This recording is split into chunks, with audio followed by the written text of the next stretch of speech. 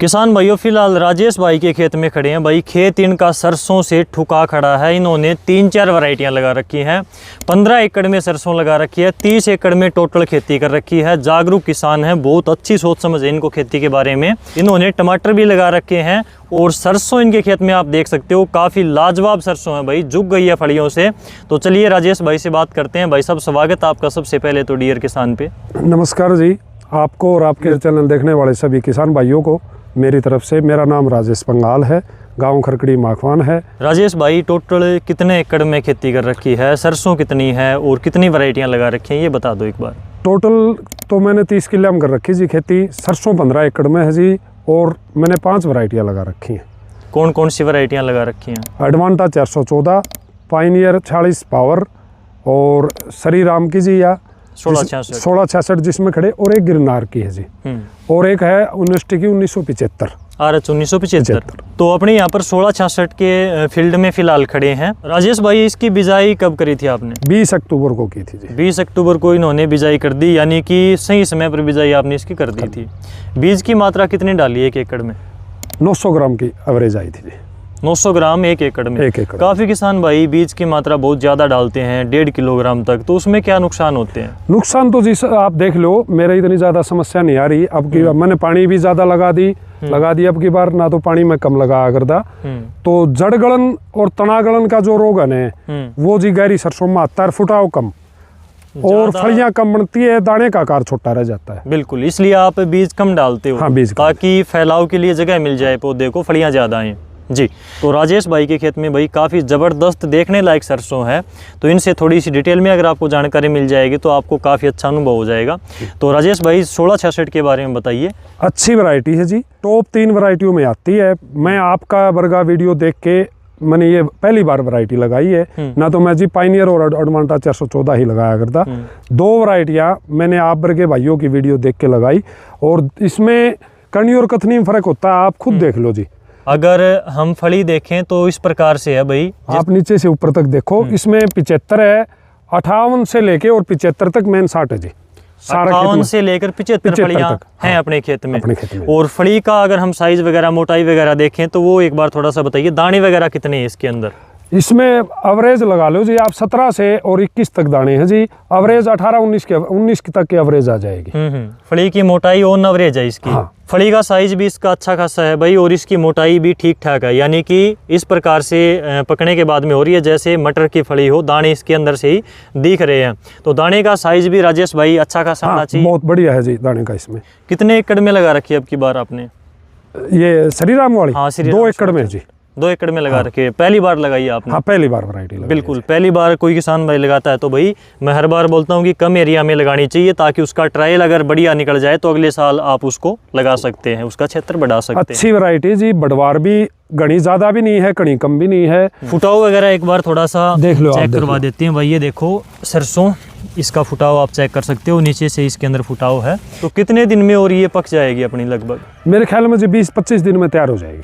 20-25 दिन में? हाँ, तैयार 25 दिन में तैयार हो जाएगी। इतनी अच्छी फसल है तो उसके पीछे वैरायटी का भी हाथ होता है, लेकिन आपने फर्टिलाइजर वगैरह डाले हैं, पानी का मैनेजमेंट किया, तो वो थोड़ा सा मुझे स्टार्टिंग से बताइए। बिजाई आपने 20 अक्टूबर को कर दी थी। हाँ। तो बेसल में आपने नीचे कौन कौन सी खाद डाली इसके? आधा कट्टा DAP जी, और 1 बैग मैंने डाला सल्फर 7 किलो किले की। 1 बैग डाला जी मैंने, आता है 680 रुपये का इसका सिंगल का।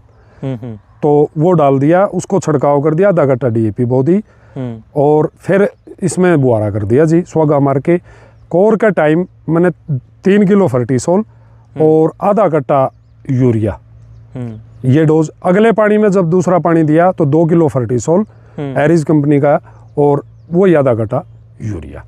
फिर बीच में जी मैंने इसमें 19-19 प्लस चिलेटेड जिंक का स्प्रे मारा। उसके 45 दिन की फसल होगी जब मैंने एक स्प्रे बायोस्टिन का निकाला था जी।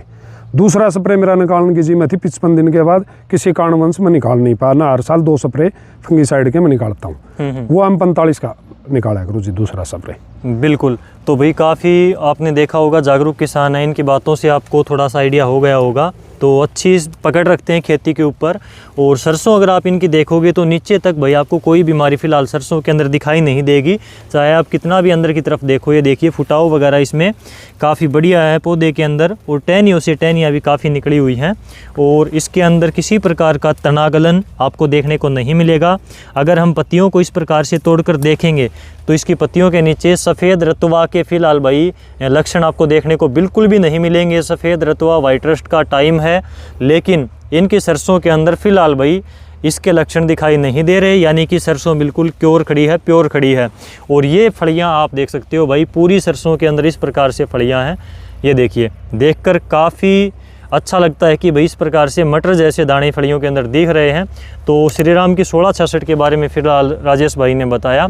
राजेश भाई, आपकी सरसों में सफ़ेद रतुआ नहीं है, इसके अलावा तनागलन जड़गलन भी नहीं है, काफ़ी अच्छी सरसों खड़ी है, उखेड़ा बिल्कुल भी नहीं इसके अंदर, और बढ़िया फली है।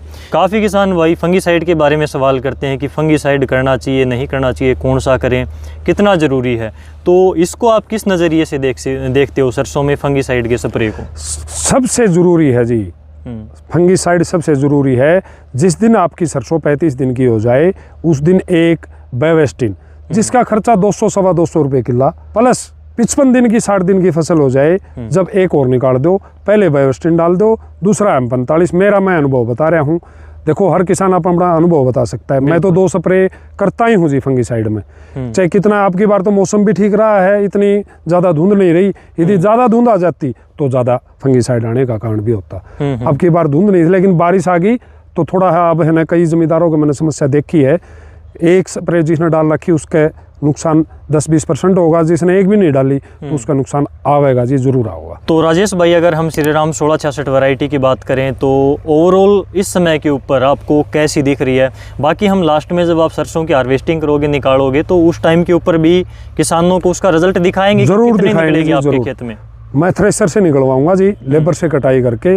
2 एकड़ के 3 प्लाट कर रखे हैं मैंने यहाँ। 2 एकड़ में एडवांटो 414 है, 2 एकड़ में पाइनियर पावर है 46 नंबर 45 है 46, और 2 एकड़ में श्रीराम है। तो तीनों वैरायटियाँ का मैं आपको बिल्कुल भाई साहब आपको बुलाऊंगा निकालने के टाइम। ये बोरी अलग अलग रखी है, और सब किसानों को ये कहूँगा भाई ये वैरायटी मेरे खेत में इतनी निकली है। तो जो चीज़ें इन्होंने अभी तक डाली हैं वो चीज़ें हमने भाई आपको बता दी। अभी तक इन्होंने क्या कुछ प्रैक्टिस अपनी सरसों के अंदर करी, और रिजल्ट अभी तक आज की डेट में कैसा है। बाकी रिजल्ट का पता चलेगा राजेश भाई लास्ट में ही। हाँ, लास्ट में जब सरसों निकलेगी तो कितनी निकलेगी। लेकिन अब की बार मौसम अच्छा है सरसों का, सरसों के लिए पाले की मार भी नहीं है, इतनी धुंध भी ज़्यादा नहीं पड़ी है। लेकिन राजेश भाई वही बात है कि किसान को भाई इतना तजुर्बा तो होता है, वो पहले थोड़ा सा आइडिया लगा लेता है कि भाई सरसों बढ़िया है या फिर अब की बार धोखा देगी। ना अब की बार सरसों बढ़िया निकलेंगे जी। फिलहाल तो बढ़िया खड़ी है जी सब।